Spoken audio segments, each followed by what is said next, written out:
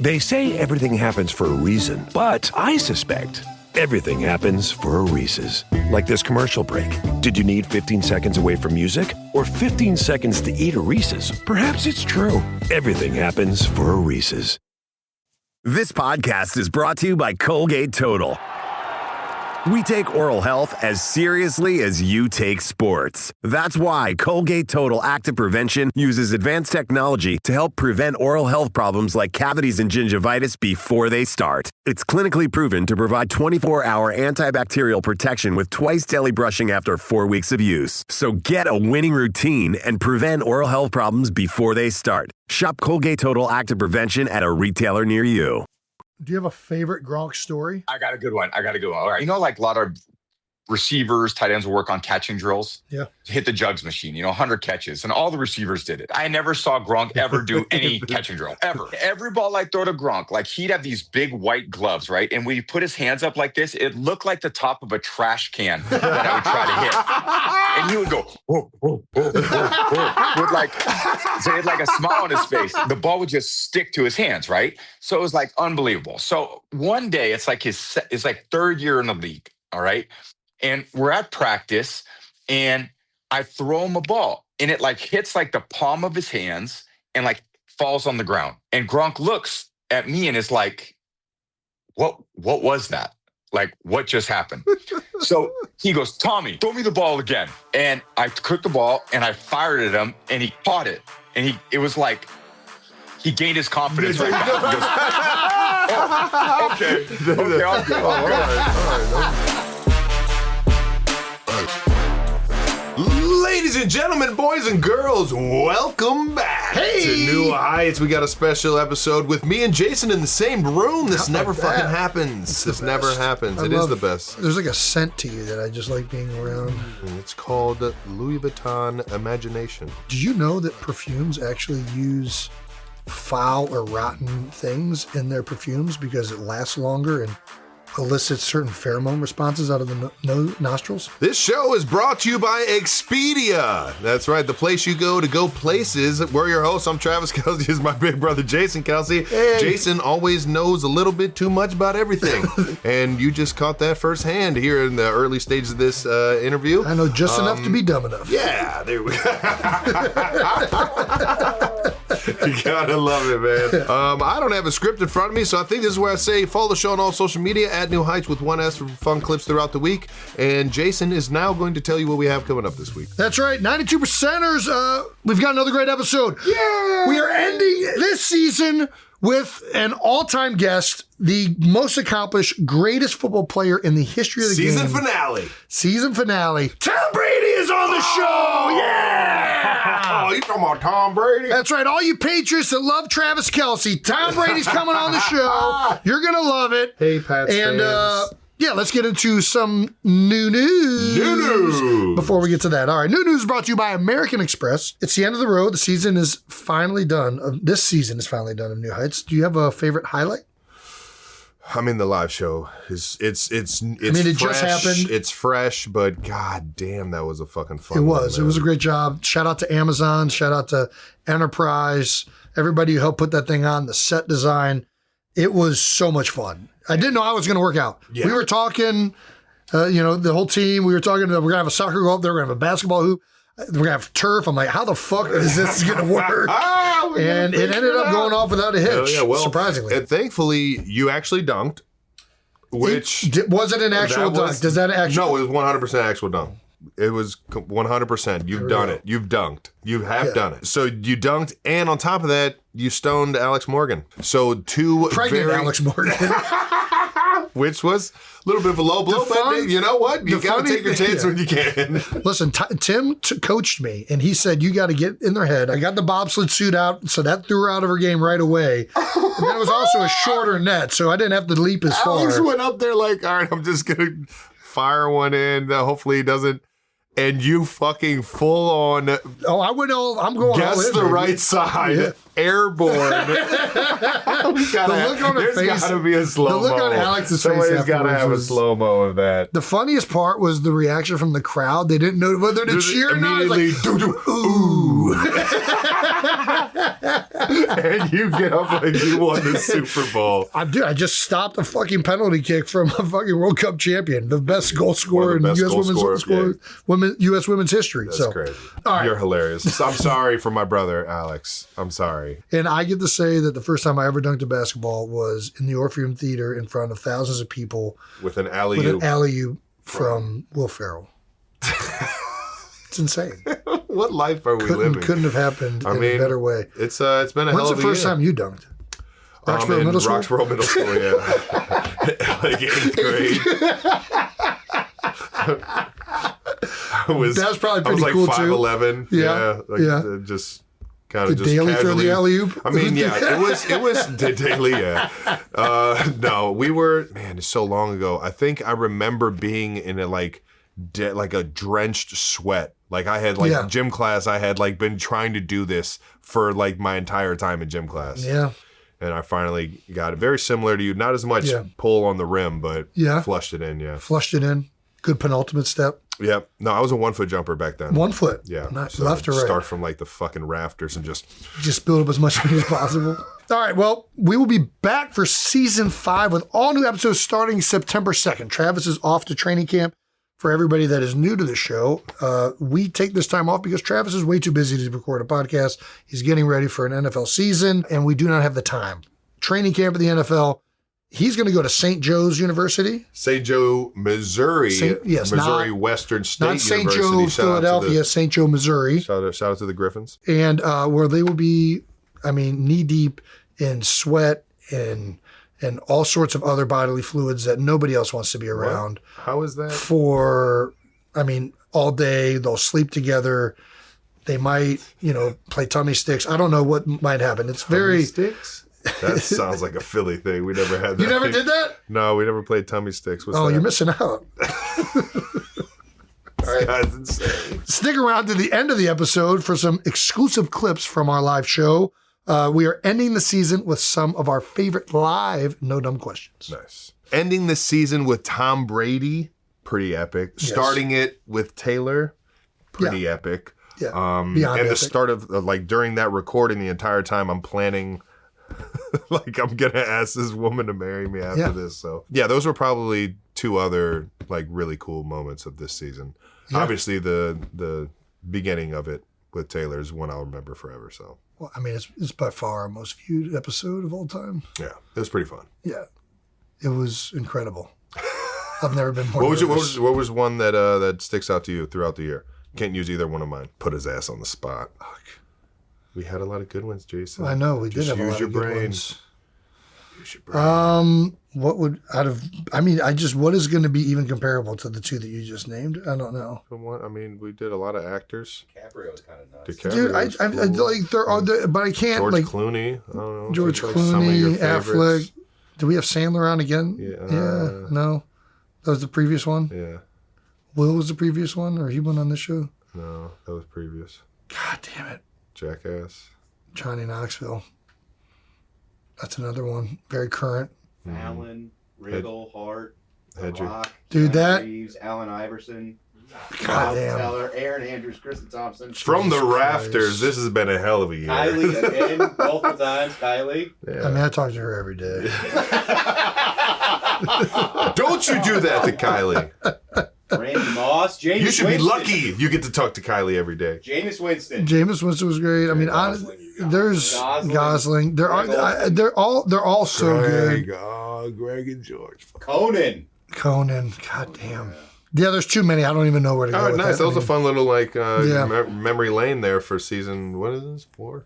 4. We're going Nice. on to 5. There Yeah. we go. This time's flying. The Riggle and Hart going back and forth was one of my. That was a very That fun was a moment. blast. They were God they were damn it. great together. Riggle and Kevin Hart, man. Yeah. That was too funny. The Fixins, man. Yeah, the fixes. Well, that's it for new news brought to you by American Express. It's time, Travis, to toss it to our guest. You wanna Let's the do it. honors? Yeah, Toss it old Tom Brady. Jason, you want to do the intro? sure. This conversation is brought to you by Xfinity. Howdy, our guest today is the 6'4" quarterback from the University of Michigan. The 199th pick of the 2000 NFL Draft, 15-time Pro Bowler, 2009 NFL Comeback Player of the Year, 3-time NFL MVP, only starting quarterback to win the Super Bowl in both the AFC and the NFC. He's got 7 Super Bowl championships, 5 Super Bowl MVPs, 92%ers. Please welcome the most decorated man in the history of our game, Tom Brady!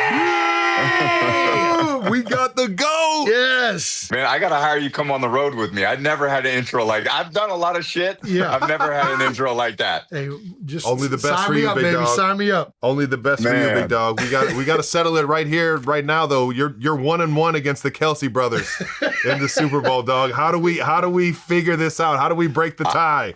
We got to get out on the golf course somewhere. We got to get a few drinking games going. What do we got to do? I think we should. I'm definitely down for some golf with you too. You know I love that. Although Trav, I have seen your swing, and I'm afraid that like you would just roll over me. I mean, you got that thing dialed. Jay, I don't know. You probably have had a little more time post career, but Trav's got a ridiculous golf swing. Trav is very. I keep telling people he's gonna be a plus handicap when he really gets done playing. He's a stick. Yeah, and he just got this new driver. We played at Bel Air yesterday, smoking it like 360. I'm like, what? Damn. Same driver, new flight. Is that what it is? Yeah, it's just going straight. You've had a unique athleticism, Trav. I will say that. I appreciate that. Silky smooth route runner, like incredible feel out there. Like I think if I played with you, you would have had 110, 120 a year. And not that you don't have that with Patrick, but I liked your style of play because I feel like there was a way you ran routes and you always had an ability to like, feel the coverage and then turn in when they told you to turn up, but who cared because you're open. And Julian did that a little for me. Wes did that a lot for me. Some guys don't really have that feel, but I just watch you play and I'm like, yeah, like that.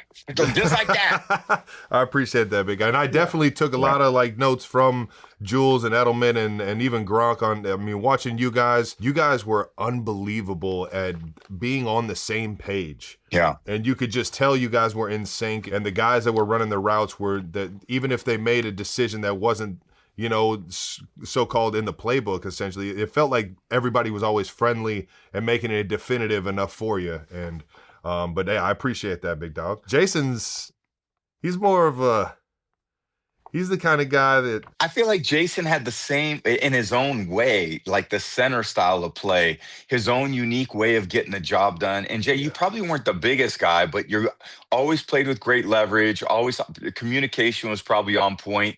I don't think I would have motherfucked you very often. I motherfucked the centers a lot, but I feel like you would have gone right back at me and I'd have been stuck because I'd have been like, oh shit, he's probably right. No, I listen, we talked about this earlier this year. I know you're being funny a little bit, but we were just talking about being on the same page. And so we were talking training camp earlier. Tom and the Patriots had a joint practice with us early on. And he talking about motherfucking people. We're having the Patriots come in. And the biggest thing we took away was the leadership and ownership that Tom took over everything. Mm-hmm. And this is just in like a training camp practice. And like, hey, motherfucker, come in motion. Like he was yelling at guys, not going in motion, not doing the right thing. You could tell you guys were so dialed in as a group, and it all started with you. And I would have gladly been motherfucked, to be honest with you. That's the thing. You got to be willing to get motherfucked out here, man. You got to be willing to. That's why I love having my guy Eric Bieniemy back in the building, man, because guys are getting motherfucked all over the field, and all of a sudden you get a little bit more sense of urgency going, and you get a little more focused in, like, oh shit, I can't be the one getting motherfucked today. Like, I know. And Trav, I think that was kind of like when I started, that was the norm for football players, like high school, college, pros. It was all about like old school ball coach. Yeah. Where's the urgency to get it right? And Bill would always say something really good to us as a team. He'd always come in and say, you have Wednesday practice, Thursday practice, Friday. He would say, come in on Wednesday morning, be like, listen, don't go out there and mess up a bunch of things today. We can't do them over on Thursday. We got a whole nother pile of, stuff to put in Thursday. And then on Friday, same thing, like lock in. Today's a big day. And that just created always this urgency for our team. And I felt like, I took a lot of things away from my time in New England. And, obviously I thought I had like a lot like you guys, you have great teammates and you have people that are going to be friends for life because you were all doing this really challenging thing together. But there was like an urgency, whether it was May to have the best OTA we could have, or end of July when we had our first training camp. Like, we had to have great practices every day because the competition is year round in the NFL. And if we were going to beat the other good teams, well, they were having good practices, so we needed to have a good practice. And just day in and day out, I think there was definitely a stress to it. There was an intensity, a stress to practice. Like, I can't go out there and just, suck today at practice, because I set the tone for the whole team. So I developed like this competitive urgency within myself. And you can feel that certainly all those years in, Jay, when we would come and practice against you guys. But I was locked in, and I just felt like if I did that, well, then the other guys had to do it. And if they had to do it, then the coaches had to do it. And then it just kind of volleyed off one another. And, we didn't win them all, but, we were competitive probably in most, in almost all the games I played. And I think it was for those reasons. Hell yeah. Being able to challenge that fucking inner competitor every fucking day and about every single detail. You're doing that in the dog days, man. That's just going to show up in the fucking games for sure. Yeah, we talk about it all the time. When your best player is the guy that is doing all this and he cares that much and he's holding, that's the guy who usually sets the standard. And if he's just naturally that gifted and he doesn't have all these other things that all these other guys also need to be applying, and whether it's the time in studying, the time in knowing what you're doing, the time in communicating, all that stuff, that's got to be from the top down. And when the quarterback does it, it just makes all the difference. Thank you to our presenting sponsor, Expedia. Summer is in full swing, and if you haven't booked your next trip yet, now's the time. That's right. Maybe it's a spontaneous weekend getaway or that big vacation you've been putting off. Expedia makes it easy. That's right. Flights, hotels, vacation rentals, cars, activities, all in one place. And when you bundle, you can save up to 30%. Everything you need in one app. Well, some of the best trips are the ones you didn't plan. Just a spark of an idea that turns into something unforgettable. That's the beauty of having everything in one app. You can go from an idea to booked in minutes. No jumping in between sites, no hassle. Savings vary. Expedia, the one place you go to go places. Thank you to our partner, American Express. Doesn't matter what you've got planned, a good summer should feel like a breath of fresh air. Oh, 100%. This time of year is all about finding new places to visit, cities to explore, and rooms to sleep a little later in. With vacation season in full swing, we know good travel and finding great stays should feel simple. That's why you reach for the American Express Platinum Card. That's right. Card members get access to the largest curated global hotel program as compared to other credit card programs, with special benefits as of July 2025. Ultimate comfort wherever you're headed. That's what I'm talking about. With premium travel benefits and award-winning service, there's nothing like Platinum. Terms apply. Learn more at go.amex/withplatinum. Thank you to our partner, Xfinity. If you're a soccer fan, summer means one thing: the game is on.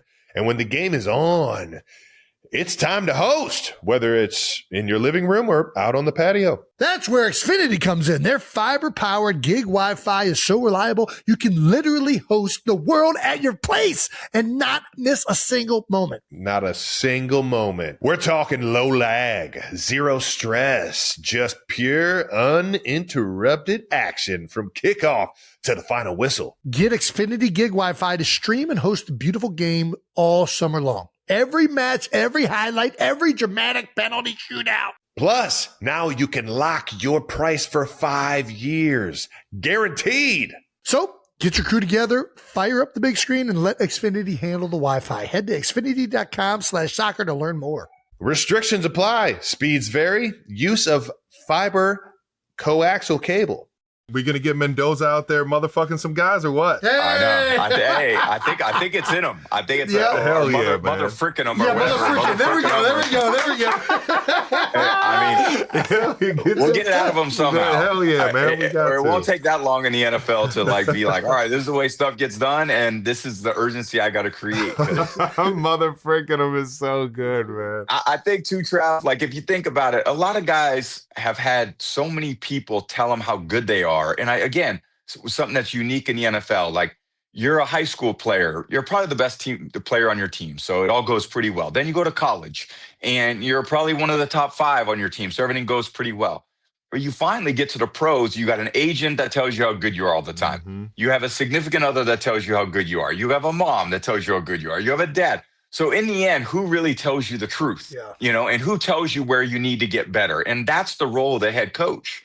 Like, he has to be the one that says, I don't give a shit what, the blog says or the daily writer.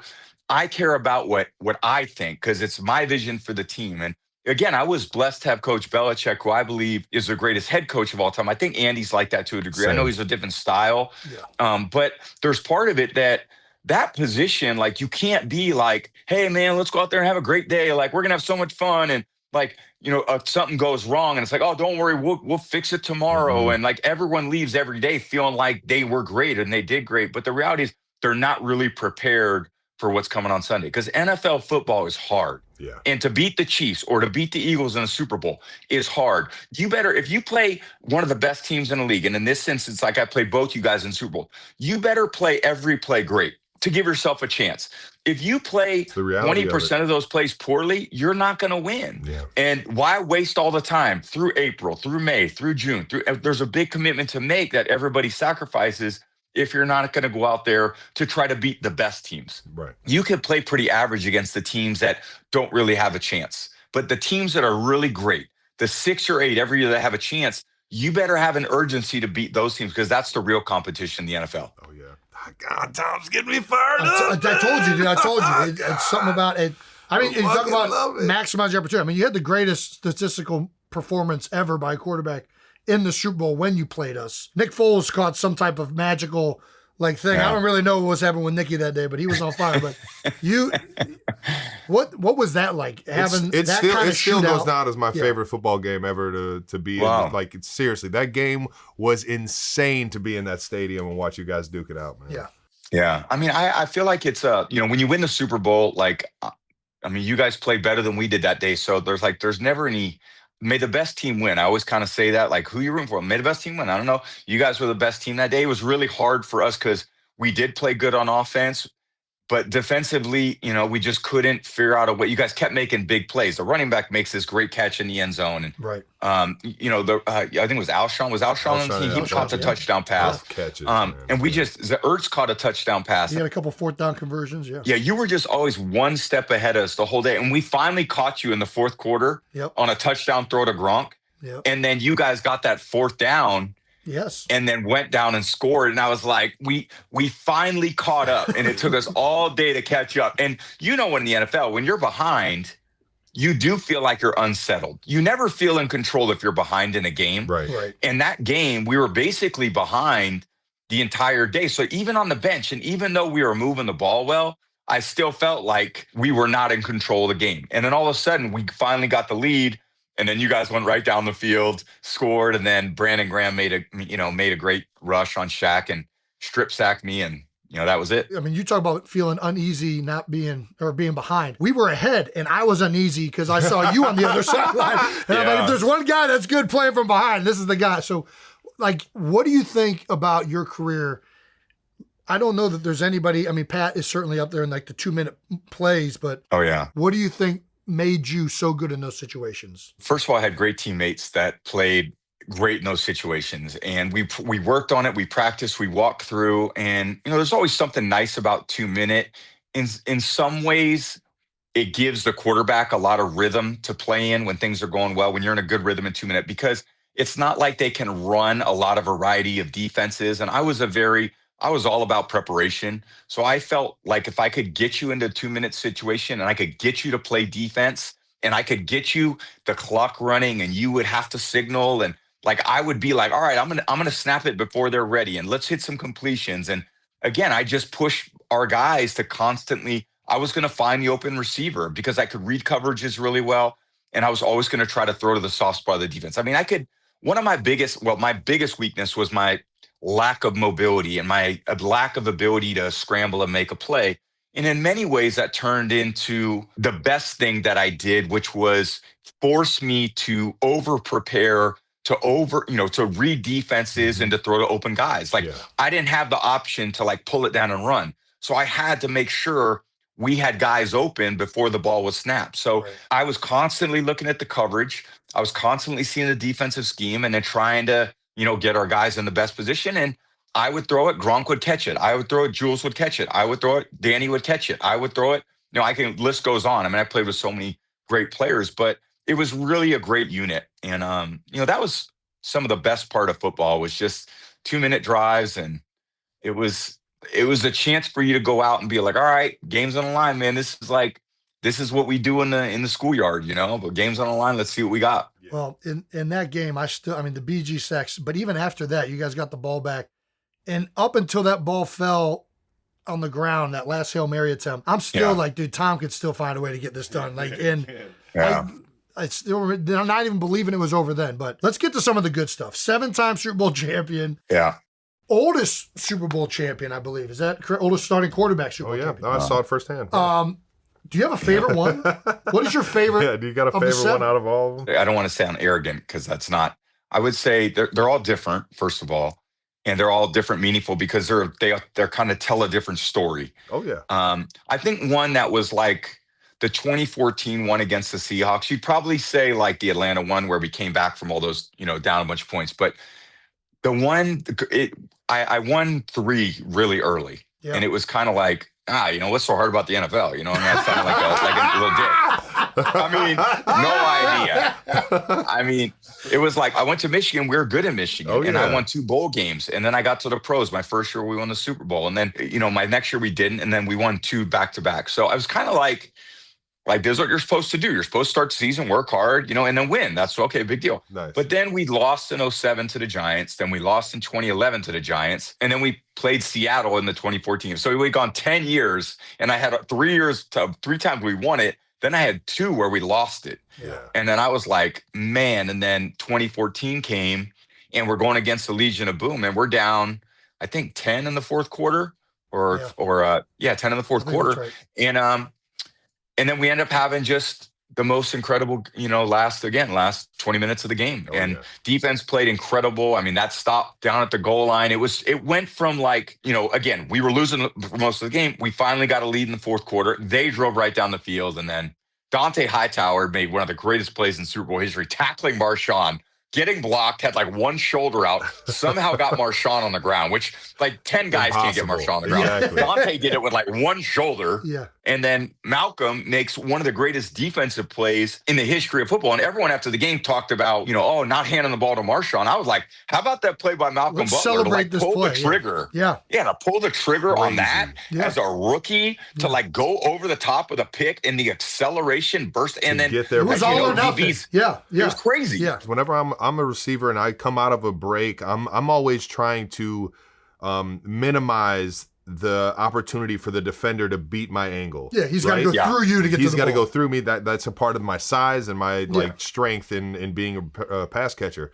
And I thought he had a good angle coming in. Now, maybe he could have gone in there with a little bit more tempo, but it's kind of like one of those plays where it's like the RPOs, you want to kind of come in with some whatever it was. But I thought the angle was good, and Malcolm just fucking shot it, man. And that goes to like I'm sure the film breakdowns and all the. I love the story behind it. They talked about prepping for that exact situation before it happened. I don't know if that was like in a 30 for 30 or where I saw Bill talking about that, but I love when the preparation carries over. And then, I mean, the moment there, I mean, you could not have a bigger moment for a young player to really go out of his way to take a chance.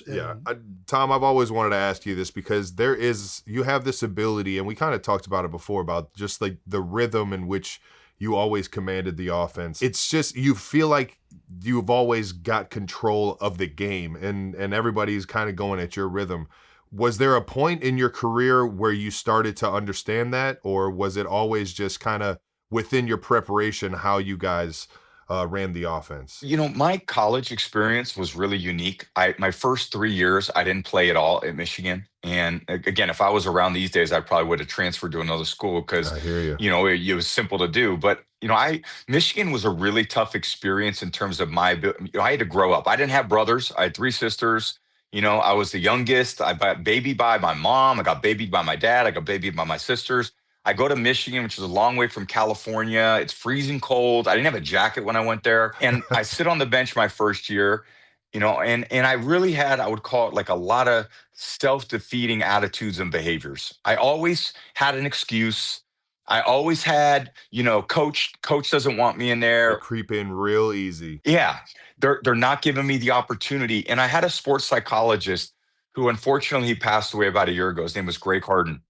And he started really psychology on me. And I would go into his office every Tuesday and he would say, you know, Tom, I like you, you work hard, but like you have a shitty attitude.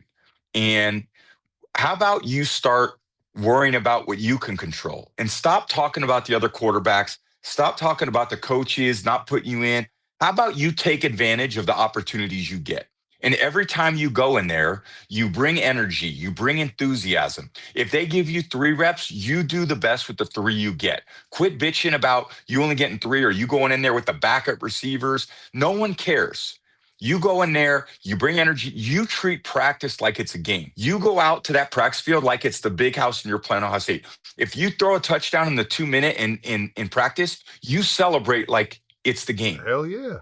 And I was like, well, I never approached like that. And he goes, you're going to gain, a lot of trust and a lot of confidence from your teammates if you start treating that way because it's going to improve your play. Sure enough, my energy started getting way better. I was bringing juice. I had the right attitude. And then it started to improve. And my second year, it got way better. My third year, I competed with Brian Greasy to be the starter. Brian beat me out. Our team went undefeated, won a national championship. But I learned a lot. I watched Brian be a great leader. Then all of a sudden, I'm like, fuck, I'm bringing the juice, man, every day. Come Boom, on, I'm bringing baby, that bring the practice. I'm bringing juice. every day. And that's what I did. And then I was pretty good, my 4th and 5th year. Then I went to the pros. And again, the pros is like, everyone is like, hey, man, it's a good day. Like, don't cover me on scout team. And here comes Tom Brady, scout team quarterback, and I'm trying to beat up the defense. Yeah. And that really helped me. Again, that helped me like get better. And then finally going into my second year, I won the backup job because I was so competitive and I was so fiery and no one was going to unseat Drew Bledsoe. Yeah. He signed a 10-year, $100 million contract in 2001. All right now. I mean, that's a lot of money then. Hell yeah, and then Drew got hurt in the second game and I came on. And I remember the defensive players like William McGinnis would come up to me and Lawyer Malloy, and they'd be like, Tommy, like, man, you just keep doing what you're doing, man. So they could just sense that like there was a part of me that really loved it. I was obsessed with the sport. I loved the practicing.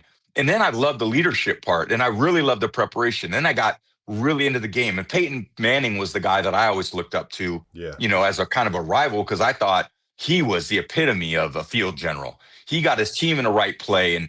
And then I watch him, and he's throwing for all these touchdowns every year. So it was like, if I could get the mental part right, I was getting good at the emotional, the competitive stamina, the leadership. And then my physical body started to catch up to me. And then it kind of all came together. And like, I would say 2003, I started to turn into like what I would become. Yeah. But it was a process. It was like, I would say it was definitely built by, a lot of people that supported me in the journey. And then I was just really open to learning. I was curious about everything. And then I wanted to go out there and be my very best. And so it's just a progression of a lot of things, a lot of people, and then kind of putting it all to use. Hell yeah, that's awesome. I love that story from college, man. That it resonates so much, not only with me, but I've seen guys not handle that conversation the right way. It's easy to be negative and to not only just point fingers, but to look at what's going on around you and create an excuse. But in the reality of things, if you come in with the right fucking mindset and the right energy, man, one is you're going to enjoy what you do 10 times more. But then on top of that, it's infectious, man. That energy is infectious. Everywhere you've gone, you've had success, and you've been a part of like more than just yourself in bringing wins and everything like that. But those memories that you create because of the energy and the mindset that you bring into the building, that's what the teammates and the people you go to work with are going to remember you most for. Well, it's also a productive mindset for a player. Yeah, like this is always one of the things that really sucks when you start losing games and you see the finger pointing start or like, hey, we're not doing this, we're not doing that, and you have to try and like remain like, dude, just control what you can control. Like, be the best center you can be. And if you can be a way to help somebody by putting them in a better situation, being a great teammate. But dude, and do your job. I know that was like Bill's like main thing forever. Yeah, totally. But like when you're thinking about all these reasons that are outside of your control, what the fuck good is that doing anybody? Totally. It does. It's so pointless. It is so pointless. There was a great quote that, I saw that was like every brick in the road that you put down is an opportunity for you to travel that road to be successful. But every brick you put in a wall is just an excuse that blocks your opportunity to get to where you want to get to go. I love that. And I think you create excuses and they're very built in. And again, think about how we're living these days, like with these guys that come in, that everybody, their agents, their mom, dad, their sisters, their brothers, they're willing. Okay, you lose a game and losing sucks. It feels horrible for all of us. And it's amazing to have the support from people to come in and go, hey man, it's not your fault. It was the defense's fault. Right. Yeah. Not your fault. It was the coach's fault. Not your fault. It was the ref's fault. Not your fault. And the reality is maybe that helps for like 5 seconds. Yeah, right. Yeah. But in the end, it doesn't change any of the outcomes. And I always feel like if you really want to grow up, just take it all on yourself. Just say, no, it's my fault. I got to do better. Yeah. I got to do better. I got to, I heard Wemby talk the other day after the game, and he said, and they had a great finals. It was, it was a tough game. Yeah. Fucking Knicks were on fire. They won however many, 15 to 16 playoff games. Were 13 or 14. Keep going. Insane. And then, there was a part of Wemby said, we dominated every game. And I'm like, it's not the point. Yeah. I want to just, and I love Wemby. Don't get me wrong. I love he's gonna him. be Like, great, he is yeah. the most mature. He's going to have a tremendous career. But it's also like, I always think when I see people talk, how would I answer that question? Mm-hmm. And the reality for everybody is like, they were better than we were. Yeah. And we got to do a better job. That's simple. Like that's actually very motivating. Yeah. Like they were better. We need to do better. Great. Yes. That's what it takes to win a championship. We were better. You guys were better than us, Jason, when we played you. Trav, like we had a better day than you. It actually doesn't mean we're a better team. We had a better day. But it sparks a fire if you have the right approach. Like that game, I took the same approach in my mind. Like, it doesn't matter what the team did. What could I have done better that day to be more accountable, to light a fire in my team, to create a better whatever it was on the side? Like, you know what I mean? Like, it's like you immediately have to look at yourself in the mirror and aggressively attack yourself, you know, and it'll make you feel better knowing that, you dissected and you've done even more to better yourself, to be more prepared, to be more accountable. You'll feel better about the next opportunity. Yeah. And even as it translates, and for both you guys, Jay, you retired, Travis, at some point you will, but like all that does translate into other parts of your life beyond. Yeah, I know. I'm never doing it. Keep going, baby. Keep going to the last moment, literally to the last moment. But like, I've been around great entrepreneurs as well. And I would say that attitude where they put everything back on themselves makes them very successful in business too. Yeah. So like people I've seen, and very fortunate again to be around some amazing businessmen. And like, I see the way they approach that way, and they're like, I got to do better. I got to motivate him more. I got to do this. I got to get on the floor. I got to understand that better. I got to make that decision. And I would sit there going, oh my, that sounds like the crazy part that I was. Right. But that's actually the only way it works. Yep. It's the only way that businesses work. It's the only way relationships work. It's the only way football teams work. It's the only way hockey teams work. It's like everyone work hard, have humility, have self-awareness, know you could do better. Believe me, football, how many games have you guys walked out of and go, well, I was perfect today. Like, man, that was basically 100%. Game. Yeah. Exactly. Not a single game. We all have the opportunity to be better. Well, let's talk about some teammates of yours, big guy. I gotta hear you talk about Gronk, man. He's been one of my favorite players since he's gotten to the league. Your guys' chemistry is unbelievable. Just how he enjoys the game and how he lives life, man. I've always admired the guy from a distance, man. But what was your first impression of Gronk when he got to New England? Yeah, I mean, at that point, there was like a big expectation of our team when he got there. Like we had like a good 10-year run. And I think we needed a big refresh of energy. And Gronk brought it. He was like free, fun-loving.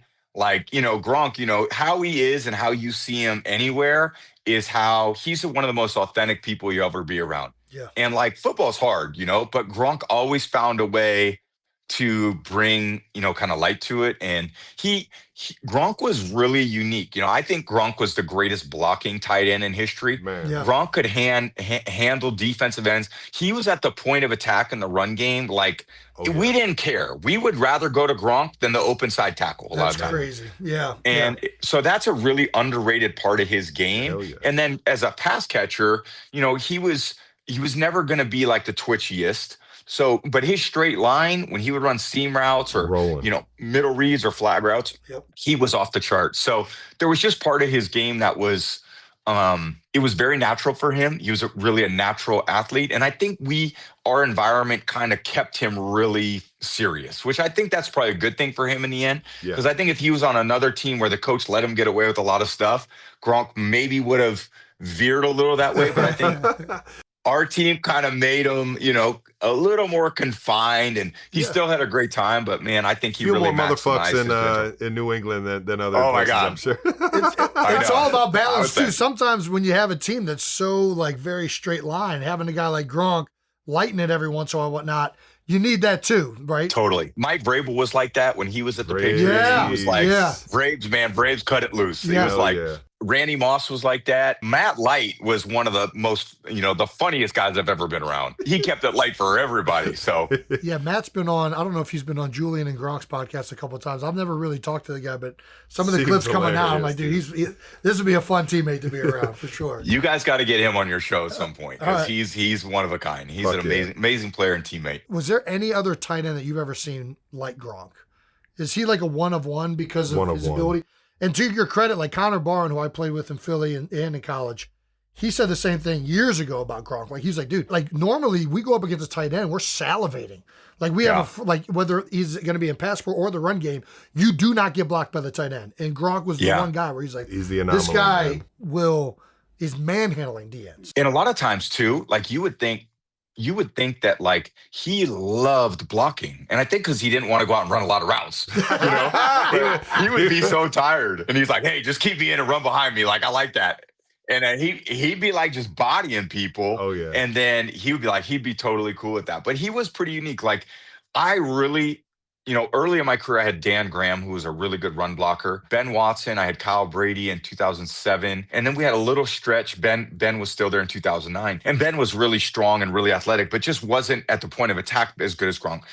And then we got Gronk, and Gronk was a dominating tight end. And then when we didn't have Gronk, I as a quarterback for the first time in my career realized, oh shit, like we lose those matchups all the time. Like not only is it not neutral, it's a loss. So now everything's to the open side, or now you're flashing the tight end back all the time. And again, it just limits what you're able to do. And look, that's life in the NFL. I mean, not everyone's good at everything. I mean, you got a game plan, and that's what good coaches do. You got to, everyone's got to, and if you're an elite pass catcher, that's amazing. You're going to be on the field a lot.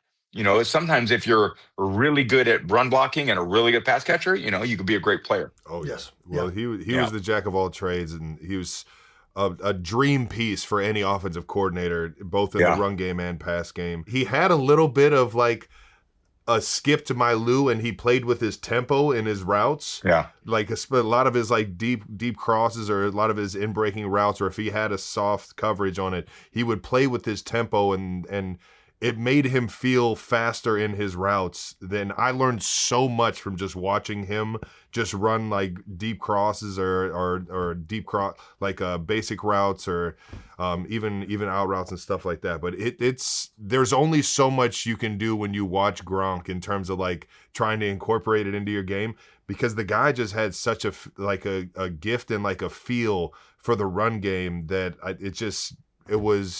it's one of a kind, man. And his ability to get the inside hands, he has long arms. Man. He's always been strong as an ox. Yeah. And just the physicality to get into a bar fight every single play it's one of a kind, man. Do you have a favorite Gronk story? I know There's you. gotta be too many. I do. It's kind of probably I hard to got limit it to one, but Let's go. What we got? I got a good one. All right. So Gronk is he's okay. I love Gronk. Gronk didn't ever work. Like a lot of receivers, tight ends will work on catching drills. Yeah. So like, afterwards hit the jugs machine, 100 catches, and all the receivers did it. Julian would come at like 6 a.m. and throw tennis balls off the wall and do one-hand drills. I never saw Gronk ever do any catching drill, ever. And I would throw the ball, and every ball I'd throw to Gronk, like he'd have these big white gloves, right? And when he put his hands up like this, it looked like the top of a trash can that I would try to hit. And he would run across the field, and he would go, whoa, whoa, whoa, whoa, whoa, with like, so he had like a smile on his face. And I'd throw it, and it would, the ball would just stick to his hands, right? Oh, yeah. So it was like unbelievable. So one day, it's like it's like third year in the league, all right? And we're at practice, and I throw him a ball, and it like hits like the palm of his hands and like falls on the ground. And Gronk looks at me and is like, what was that? Like, what just happened? So he goes, Tommy, throw me the ball again. And I took the ball and I fired at him, and he caught it. And it was like he gained his confidence right back. He goes, okay, I'm good. All right. And by the way, for the rest of the career, I never saw him do a catch and drill. There you go. So it was like there was his drill right there. a 5-second loss of confidence in a receiver's career, and it was like I'll never forget it. He was just like so lovable, and you're like, "Come here, man, you're That's awesome. unbelievable." The laughing while he's running full speed is the most Gronk thing I've ever like felt. Absolutely. Like, he's just having fun going fast. Like, Yep. you know what I mean? It's like, wee. I know. What a dude, man. He sure was. Thank you to our partner, Enterprise. The final match of soccer's biggest tournament is fast approaching, with corner kicks being taken and Enterprise giving away cars on every corner kick goal. And there's still time to win one yourself. The moment a corner kick is called, post on X, hashtag on every corner, hashtag sweepstakes at Enterprise. And if a corner kick is scored, you could win a car. Winners may pick up their prize cars at an Enterprise or an Enterprise car sales location on a corner near them. But nicely done, Travis. One of the prize cars from Enterprise could be yours. The question is, are you hitting the open road or surprising someone you love with a brand new set of wheels? For more details and an additional chance to win, visit oneverycorner.com. No purchase necessary. Open to legal residents of the 50 U.S. states and D.C., Puerto Rico, Canada, Ireland, the United Kingdom, France, Germany, and Spain who are 21 and older. Sweepstakes ends July 19, 2026. Void where prohibited. Prize awarded if a corner kick goal is scored. For entry details and official rules, visit oneverycorner.com. Thank you to our sponsor, Allstate. Checking Allstate first. That could save you hundreds on car insurance. Not checking if the lid is on your blender before hitting the start button. That's going to make a mess. Hope the splatter goes well with your shirt, big dog. Yeah, checking first is a good idea. So check Allstate first for an auto quote. I could save you hundreds. You're in good hands with Allstate. Potential savings vary, subject to terms, conditions, and availability. Allstate North America Insurance Co. and affiliates, Northbrook, Illinois. Thank you to our sponsor, Mentos Gum. Some of the best stuff that's ever happened didn't come from a plan. It came from just saying yes. That's right. Yes to the random invite. Yes to the weird idea somebody throws out. Yes to doing something different on what would have been a completely mundane day. That's the vibe Mentos Gum brings. A crisp piece of fresh mint or spearmint for that clean, locked-in feeling. Or red fruit lime tropical when you're wanting that bolder, fruitier boost. Either way, it's a signal to yourself. I'm not just going to go through the motions today. Mentos Gum refreshes your every day and leaves you open to whatever comes next instead of just grinding through the same old, same old. Refresh the everyday with Mentos. Say yes to fresh with Mentos Gum. Let's talk a little Randy Moss, man. Yeah. Did he really come see you at the team hotel? So Randy, when he was at the Raiders, we were playing in 2006. We were playing at Minnesota, and he flew. It was a Monday night game. He flew after a game to meet in the team hotel. And of course, at the time, I'm like, I don't know. It's not like I'm the general manager or anything. And he showed up, and they're like, Tommy, Randy's here.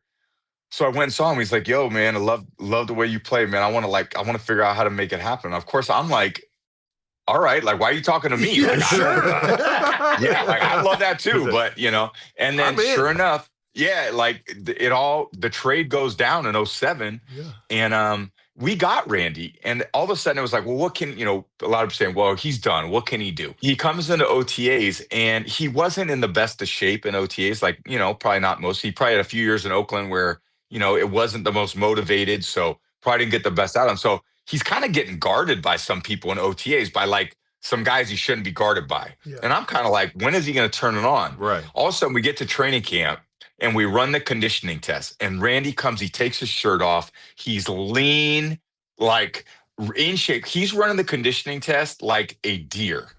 All of a sudden, we get out there. It's like probably like the second week of training camp, and we run a flea flicker. And Randy's the intended receiver, and I throw it literally as far as I can. And Randy's running, he beats the safety, and Randy would always kind of lolly off the line of scrimmage, and he would always just watch the safety. So he'd lolly at the safety, and as soon as the safety either came forward or flat-footed, then Randy would just take off, hit the gas. Yeah. So Randy hits the gas. I throw it as far as I can. Randy opens up, and just as he's sticking his arm out, he grabs his hamstring. Oh. And tweaks his hammy. So he misses the rest of training camp. Doesn't play a preseason game. And now it's like, all right, week 1, we still don't know what Randy can do.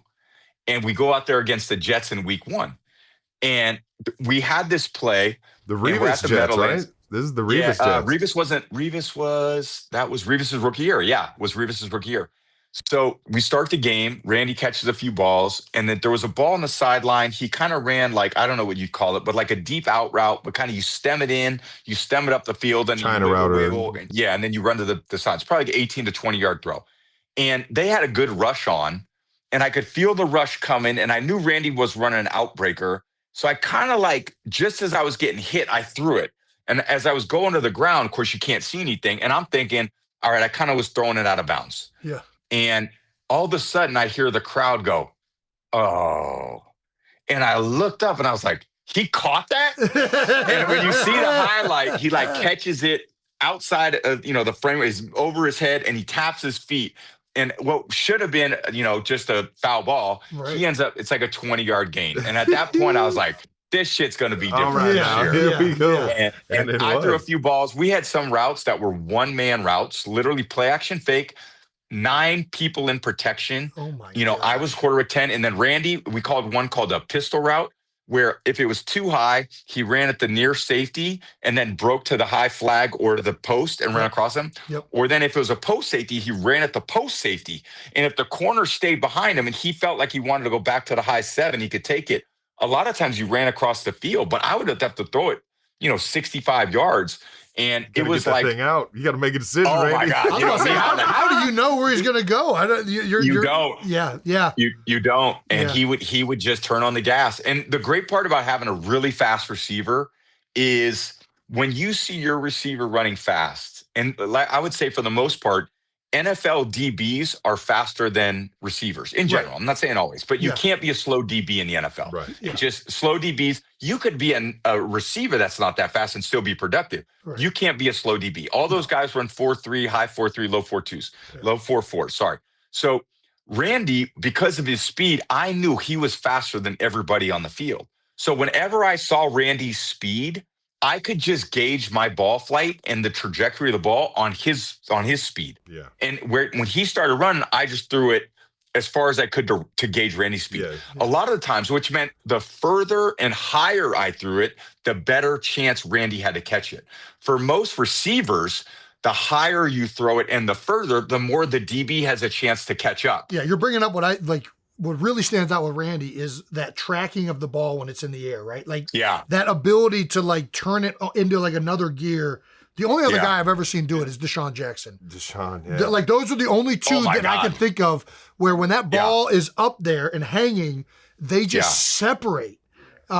Is that like, that's got to be like an underrated attribute. To be able to not slow down while you're doing that. You know what I mean? Because it's one thing to put the head down, put the shoulders down and dig. It's another thing to be able to keep that speed and find the ball. Why they could do it. They weren't digging. They were like just like gliding. Like they just did it and it still looked like normal speed. It was I know. And what happens a lot of times when you turn your neck, you turn your shoulders. Yeah. So no one would say run a 40-yard dash at the combine, but turn your shoulders back to the starting line. Yeah. But Randy had a long neck. because he was tall. So he could kind of turn his neck, because the guys that are really thick in the traps and don't have a long neck, it's really hard for them to turn their head.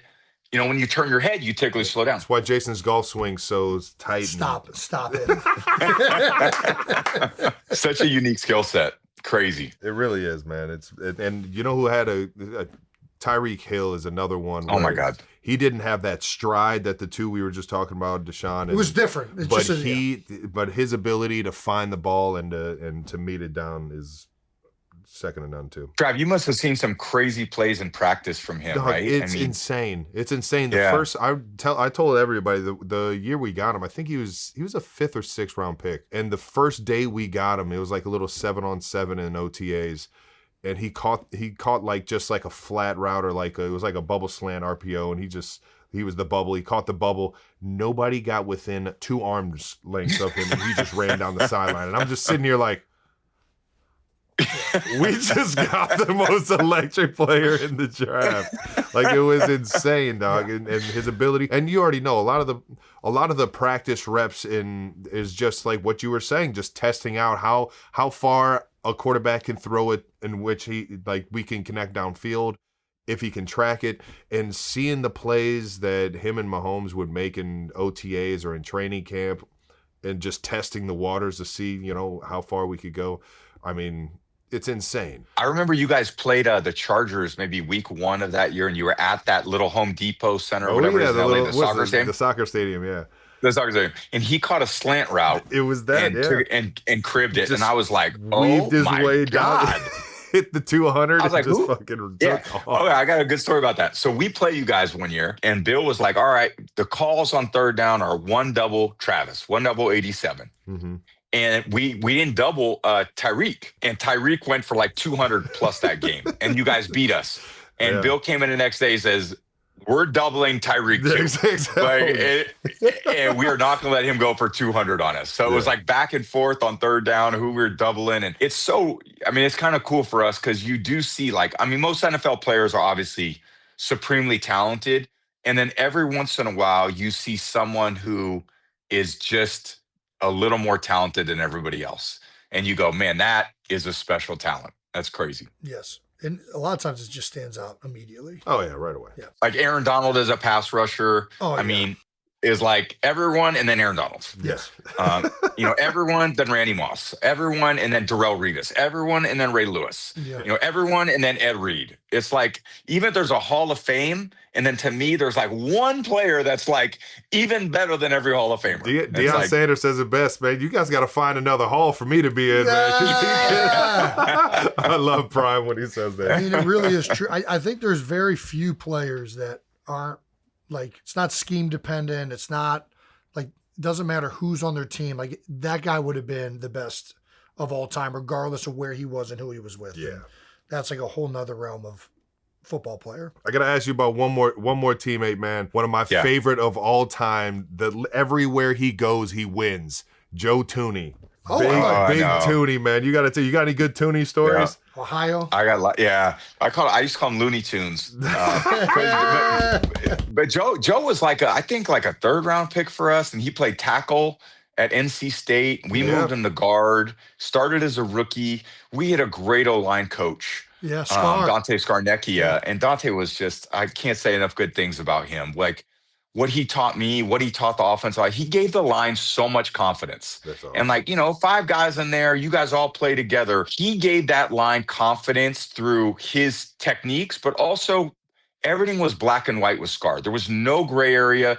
This is how we're doing it. And okay, if we can't get it that way, I'll change it. But we're going to, and everyone was so decisive, and they played well together. And Joe just came in and he embraced all that. He had, David Andrews was next to him a few times as center. I mean, he was just the perfect guard. Size, strength, probably he didn't have the longest arms, but it didn't matter, But we moved him to a tackle one game, and he was like, I've never played tackle.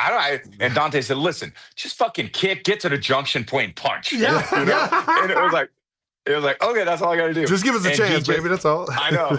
And then, he was a captain, and he always did the right thing. I mean, there was like he showed up. He was, he sweated his ass off. I mean, and he was the consummate pro, and he should be a champion. He still is. He's just a great player, great guy. We miss him as a teammate out there in KC, man. He's one of my favorite of all time, and we actually moved him to tackle for an entire season, and he took us to the Super Bowl, the last one we went to. Well, it wasn't the whole season, the end of the season. Yeah, it was like but yeah, through the playoffs and everything. Yes, exactly. We got to ask you another one of our favorites, Jules. Tell us about how does he go from like special team, but was a quarterback at Kent State? QB at the Maction, baby. Dude. He was running the Mac, dude. What? Tell us that story. So he signed with the same agent that I had, so I knew who he was. Don Yee and Steve Dubin, who were our agents, and he was from the Bay Area, so he grew up like 5 minutes from where I grew up. Okay. So I knew who he was, and all of a sudden we got back, and Billy O'Brien was like, "Hey, we're sending, we're going down to check this kid out from Kent State," and I was like, "Of course." So he ends up being a punt returner to get started. We have Wes already at that position when we got Julian. So of course, Wes was one of like the greatest teammates I ever had. One of the greatest receivers ever to play in football. Wes, look at Wes's 6-year stretch with us. It was unmatched. I mean, he was incredible. And Julian comes in and he's got a chance to learn from Wes, but we didn't really need Julian that much because we had someone in that position. Yeah. But Julian just had a chip on his shoulder, he worked his ass off. Julian had one of the greatest work ethics of anyone I've ever seen. And so the difference is this: when you play quarterback, like Julian did in college, the ball was in his hands and now he could do something with it.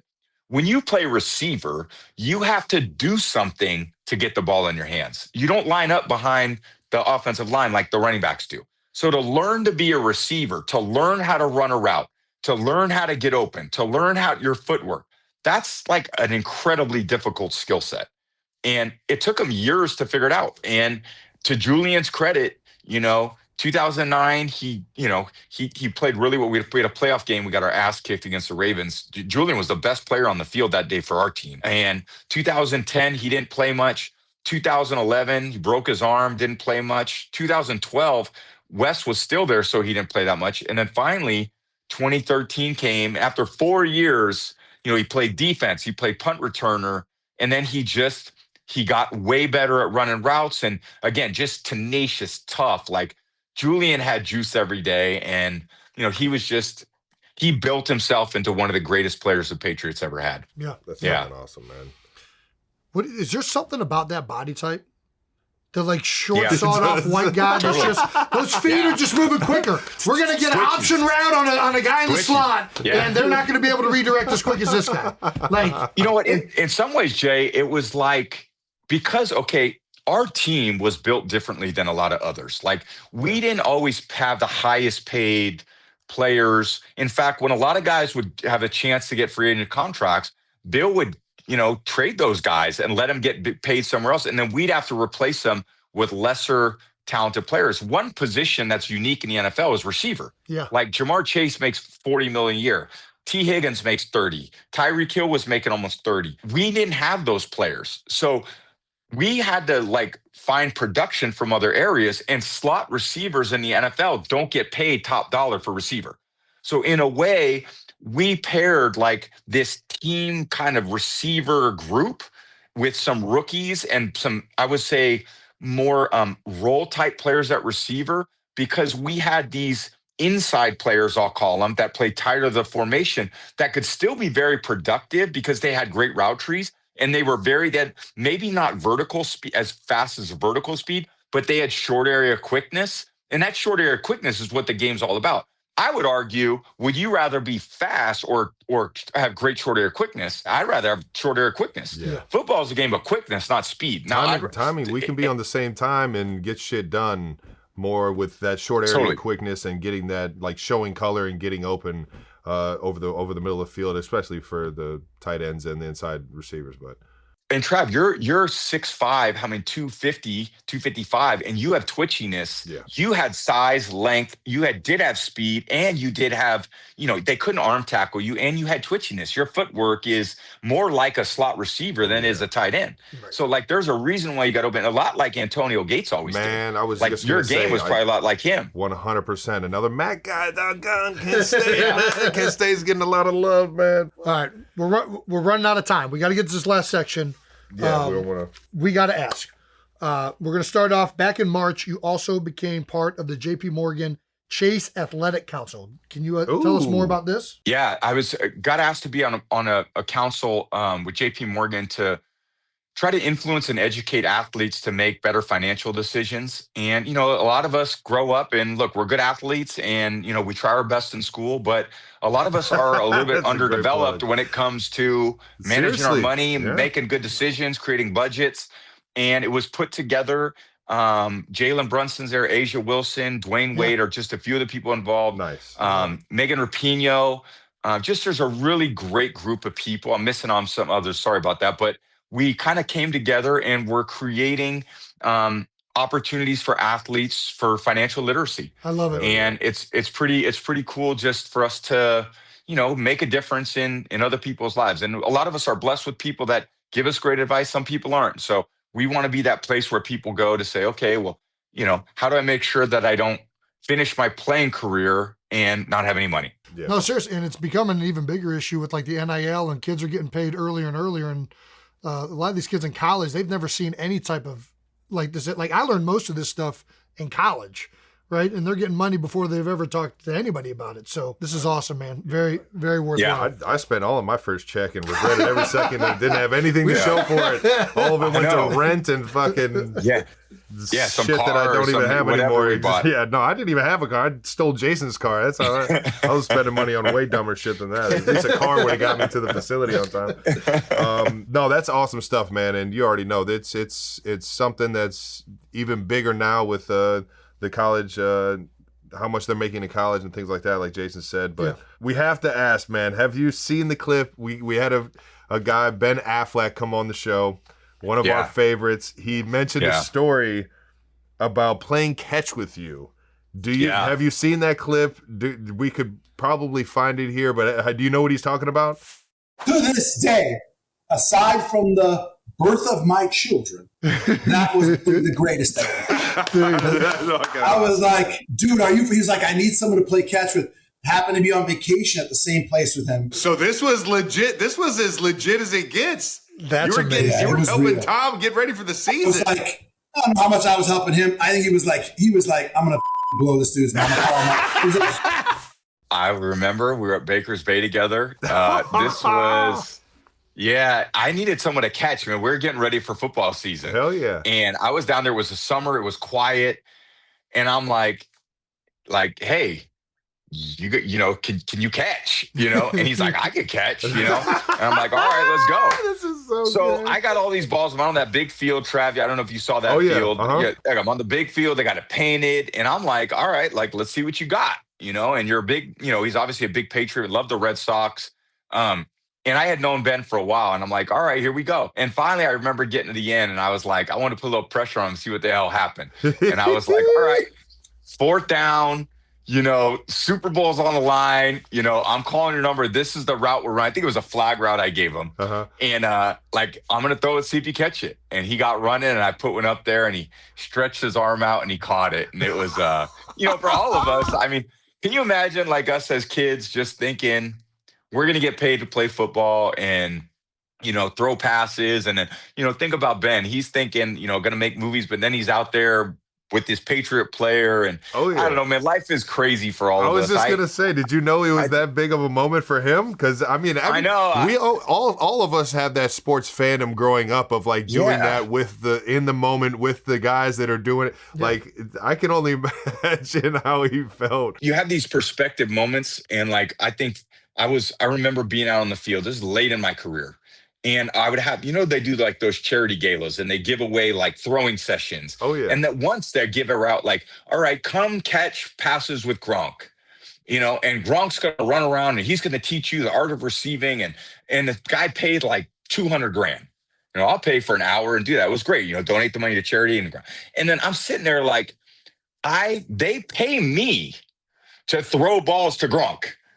You know what I mean? And to throw balls to Julian and to throw balls to they pay me for that. Never forget, you're getting balls from Patrick Mahomes. People dream, and he's throwing balls to Travis Kelce. Let's never forget that type of perspective, because when we were kids, we didn't ever have that, growing up. It was our dream to do this. And now they're paying you to do it. And they're paying you to do it with other people who are, the best in the world at what they do. So I just think that's the dream, baby. Yeah, I'm exactly. right Just great perspective to keep. I'd be remiss if we get out of this interview without bringing up the old ball coach. We haven't talked about Bill one time yet. Yeah. I see so many things, and this started happening while you guys were still in the league. Is it Bill? Is it Tom? Who is responsible for the greatest era of success in the history of the NFL? How do you react to those kind of clickbaity arguments, as well as what do you think of Bill and what he meant for your success? First of all, I think he's the greatest coach that, ever, greatest head coach in terms of preparing a team to win. There was nobody better. I was my privilege to play for him as his quarterback. There's no coach I'd rather choose. And I think it's it's just a dumb analogy. It's what's more important, the left tackle or the center? I don't know. Well, left tackle. We can be honest about that one. Left tackle. I disagree. Jay, I think from the coach quarterback, there's nobody more important to winning Monday through Saturday than the head coach. Especially in football. And there's nobody more important on Sunday than the quarterback. Now, everybody's important. The person who washes the clothes is important. The person who drives the bus is important. The quarterback just has an outsized kind of ability to help the team win because he touches the ball so much. Yes. But I need everybody to do their job. But if you have bad quarterback play, it doesn't matter what else you do, you're not going to win. Yeah.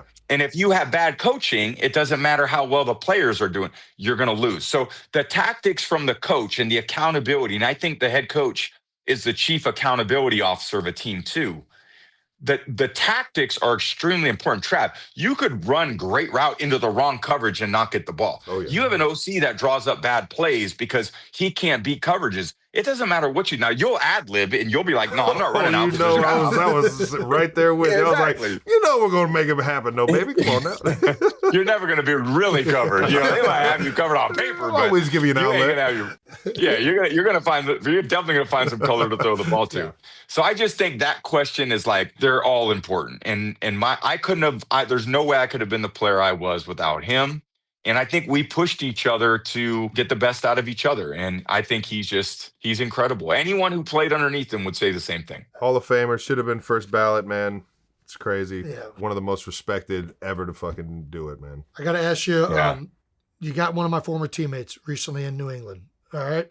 I know now you're a Raider, but you're kind of always a Patriot. Yeah. What is the key? Who knows what happened with the relationship with Jalen and AJ? That's kind of between them. But for you as a quarterback, how do you manage receivers and their happiness and being involved in the offense and all of that stuff? What is that from your role? It's very difficult. And I think that's the only position on offense that requires a lot of extra energy and attention, because the running backs are going to touch the ball. The line, they're going to be engaged in every play. The tight ends, run or pass, you're going to be engaged in every play. It's the receivers who stand, 25 yards from the ball, just talking smack with the DB the whole time, trying to figure out, all right, I ran my ass off and didn't get the ball. And how do I stay locked in and committed to the team when I don't touch the ball? And it's a hard thing. They're working hard to get the ball and they don't get it. So they get frustrated so easy. And I almost think when I see these NFL off seasons, I swear to God, I think now this is just deja vu. I've been seeing the same shit since 2000 when I came into the league. This guy this guy gets in trouble. He's arrested. This guy gets cut. This guy gets traded. This guy's unhappy at receiver. You know what I mean? It's like Real Housewives of the NFL. And it's the same script. And it's over. And we just, that position, it's I almost want to the psychology of receiver. I almost want to say you're going to catch 110 balls this year, okay? You're 17 games. You're a great receiver. You're going to catch 110 balls.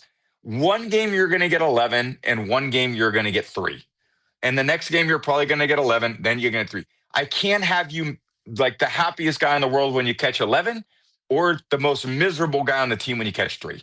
We got to look at it over the course of the year. You got to sustain, because it is a lot of emotional energy that you put out to that position to go, come on, we got it. Come on, stay locked in. Let's go, because I need you. Come on. And it's like that position takes away, if you have that volatile emotional output, it takes a lot of energy from a lot of people to keep that player really stable. So you got to like try to reframe it for them and just say, listen, like you may get 3, but you're going to get 11, or you might get 11, 11, 11.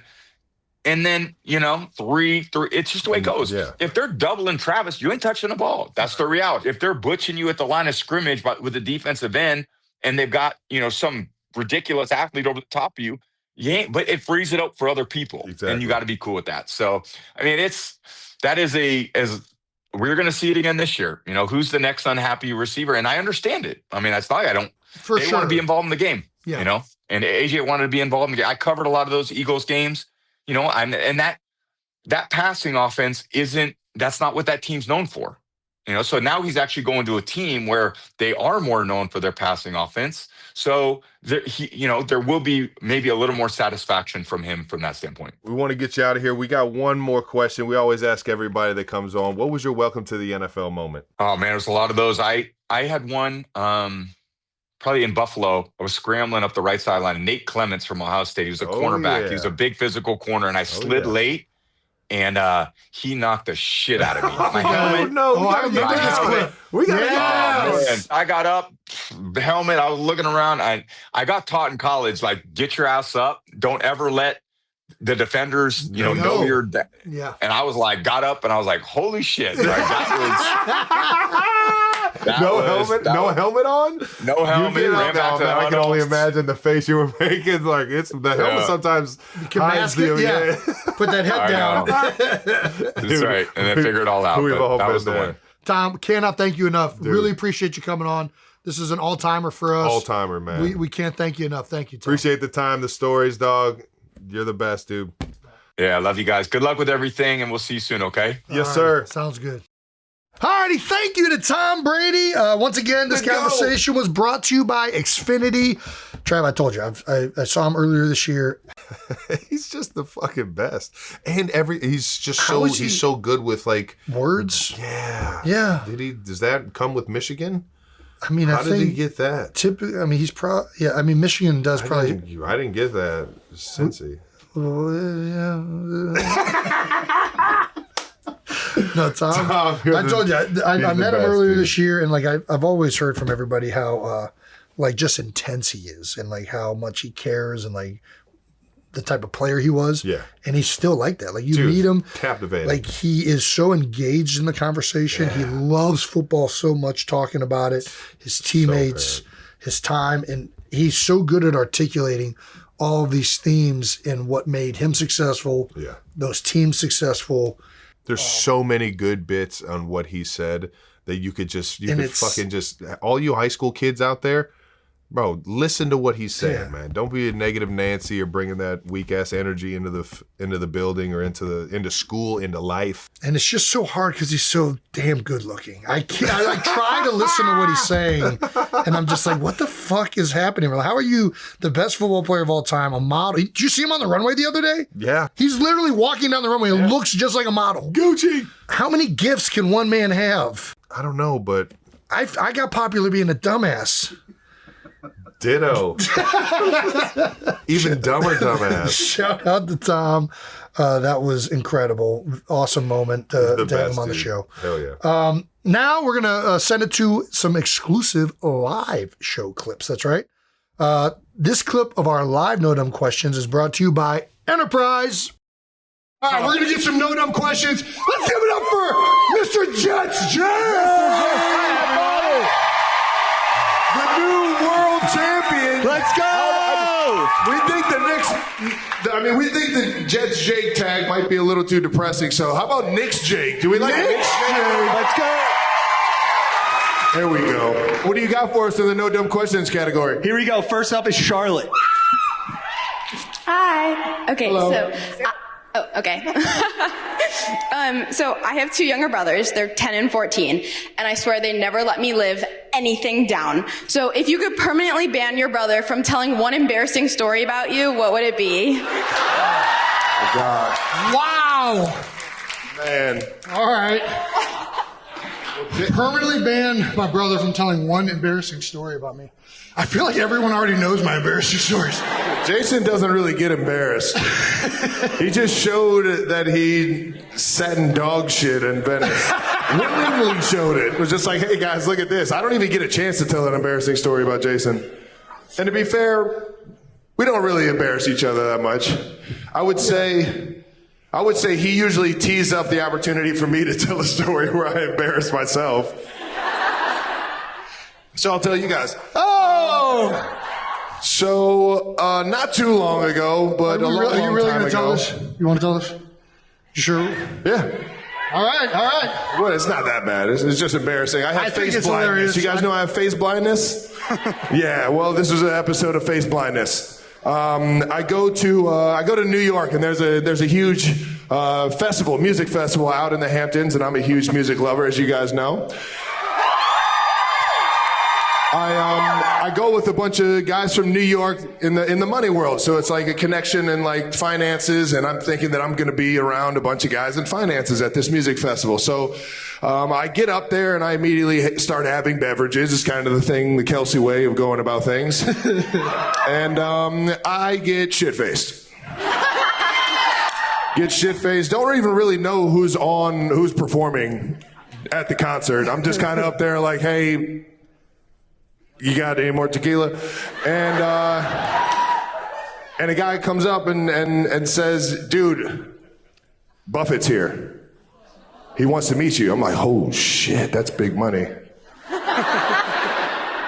I'm like, I am way too hammered to say hello to this guy and start talking finances. I gotta go ahead and get it together, get a water. Where's the water? So I get a water, I go over to meet Buffett, I would shake his hand, and man, we have the best conversation I've ever had in my life. The man is literally smiling from ear to ear. I'm thinking I'm going to be rich here soon. He's going to invite me in on all of his investments.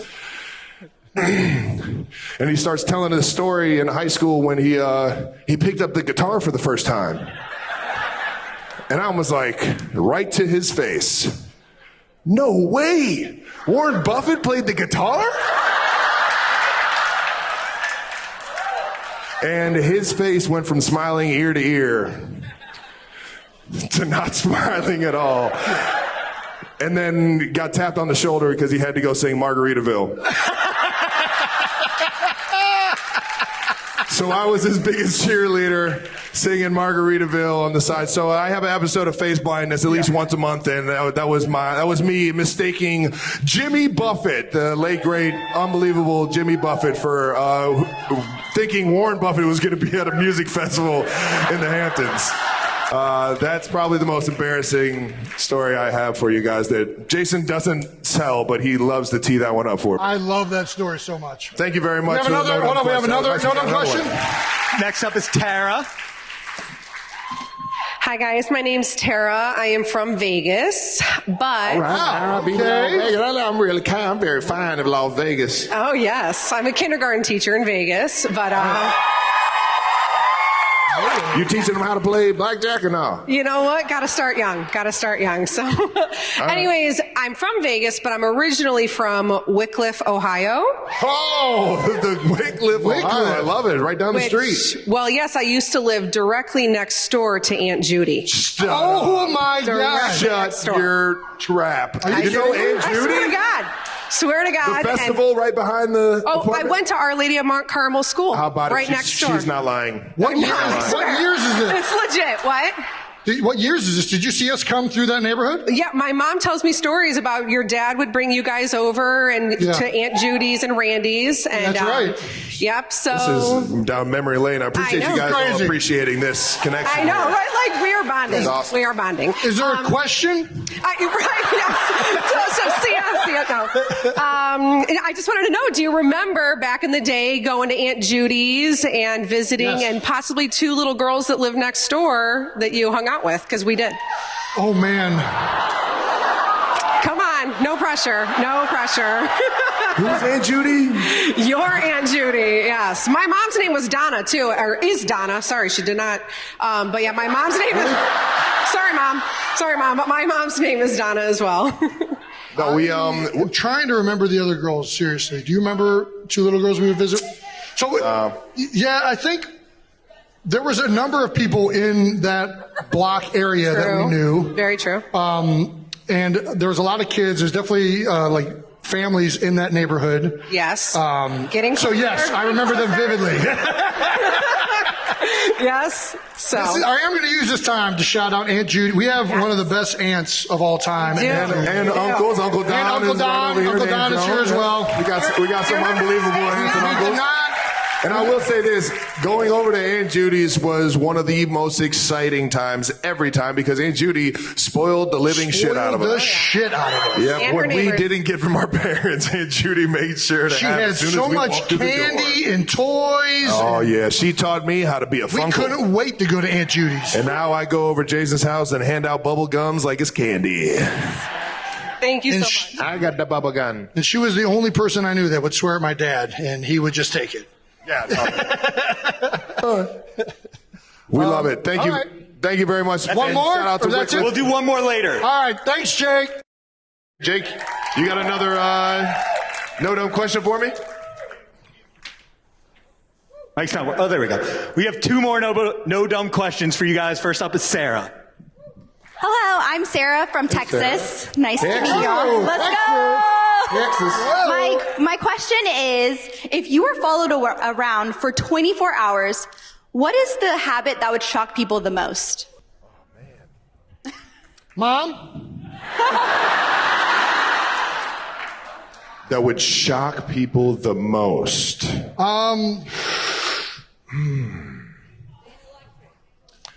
Maybe how much deodorant I put on. You put on a lot? Yeah, I mean, I'm a spray deodorant Heavy? guy, but I'm like, shh. I noticed it in the green room. And then it's like, You're that's just not quiet. the only place I have hair. Yeah. So then I'll go, shh. This all makes so much more sense. I'm kidding. Nobody does that, right? What is a disgusting habit for Jason? There's a lot. I know. I mean, everybody knows I don't use shampoo. Whoa, what?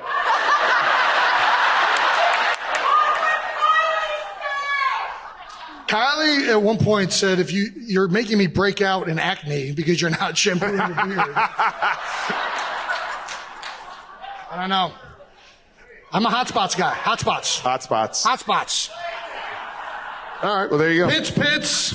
This and that. That's it. And this is no dumb questions, ladies and gentlemen. The questions that mean absolutely nothing, that you'll learn way too much about somebody than you could have ever imagined. You should go out and get our No Dumb Questions book. Did you guys know that we were authors? Yeah. It's one of my most proud. There it is right there. I cannot read or write, but I got a book. What do we got next? We have a no dumb question from a familiar face. This is Kason from Texas. Texas in the house. Kason, I think I know you. A little bit. So I got the Jets Jake pinup tattoo. For those of you there you go. Yeah, get that thing. Look at him. There we go. Oh. He looks so much happier in a Knicks hat. So my no dumb question was, I was wondering, since the Cowboys won the Chiefs Thanksgiving game. The fuck? Thank you. Look, thank you for the ticket. I appreciate it. Let the man ask his question. Let the man ask his question. They cheated and you know they did. Thank you for the tickets, but we had a bet, and if y'all won, I would get you on my other thigh. But I was thinking, since I didn't know that. Since they won and I got the Jets Jake pinup tattoo, could I chug a beer with you guys? Oh no! Next question. The consequences: chugging beers. Lime or original? Lime. All right, these boys have been on ice. All right, I feel a little. I'm going to go air towards this way, Case, and I don't want this thing falling. There we go.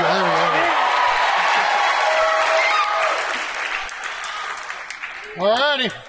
Is this a chug off, or is this a three? Are we chugging off, or are we just in a nice little gentleman's chug? Whatever you want. Are we doing a chug off?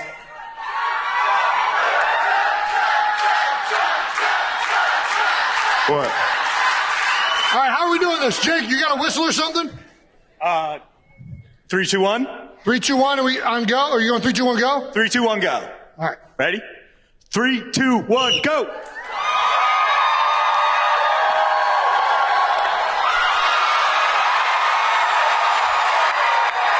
You're out of your game, little brother.